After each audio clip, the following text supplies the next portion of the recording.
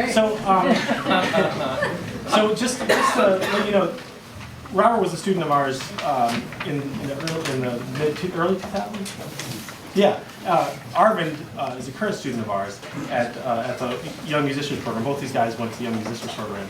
Walden also has two other programs. We have the Creative Musicians Retreat, which is kind of like a Young Musicians Program for adults, and we have the Teacher Training Institute, which is teacher training. And you are along with the Teacher Training Institute, is that correct? Yes. And you are also a faculty member at the Walden School, is that correct? Correct. Would I be lying if I said you also have taught or do teach at the Face of the Music? I am a consultant liaison. Consultant liaison. So that's, I think you're unique in your. So you just have a finger in every pie. Well, kind of. There's not a ton of bass teachers working with young people, so I guess yeah. It's welcome. The water's warm. Come on in. Okay, great.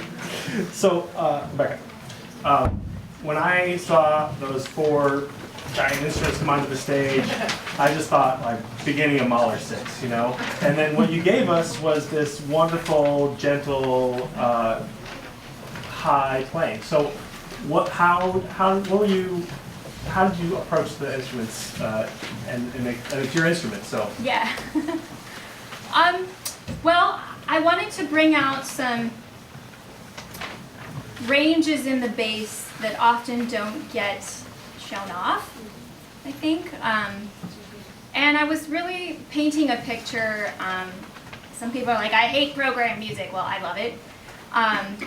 And this is actually a kind of a programmatic piece. I had written it around Christmas time.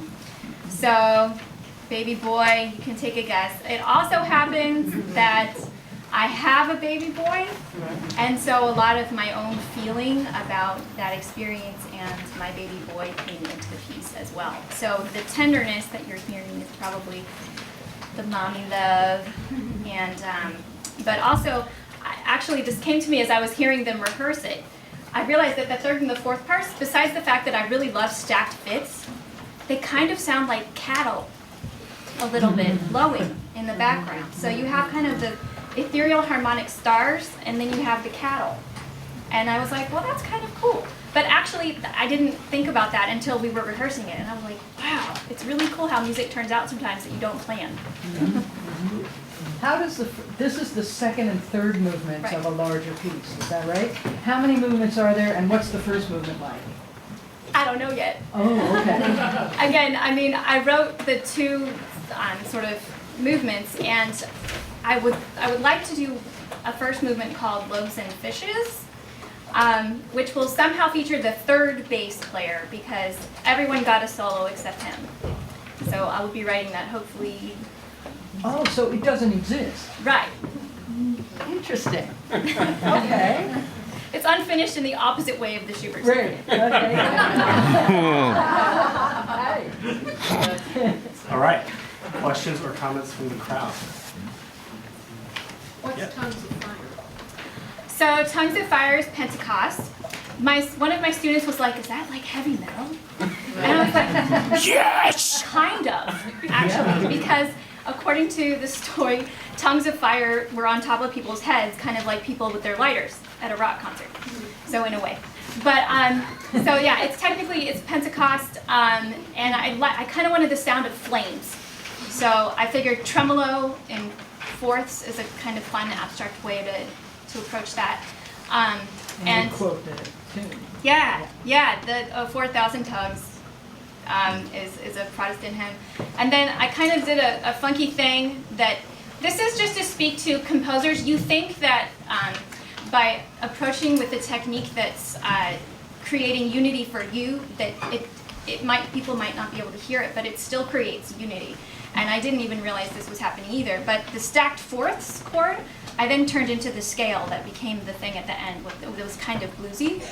So I was like, wow, that's cool. That really turned out like unexpectedly cool. So that's kind of, I guess, where that came from. You're using a lot of hocketing, I mean, moving stuff around. Can you talk about that in relation to the piece? I mean, Sure. Well, hocket is when you have kind of ding, ding, ding, ding. And that's an interesting definition. it really is easier than trying to describe it with words. Right. But gosh, yeah. Again, I just kind of wanted to throw people off. I wanted to keep it in a, because I knew I was writing for high school kids. I wanted to keep it in the same meter for the entire piece. But I wanted to play around with that. So I wanted the accent on the 3. And that was something, you know, that we had been working on in the rehearsal, which is what I call the sweep the leg move in the 3rd beat. 80s reference. Anyway, so hocketing.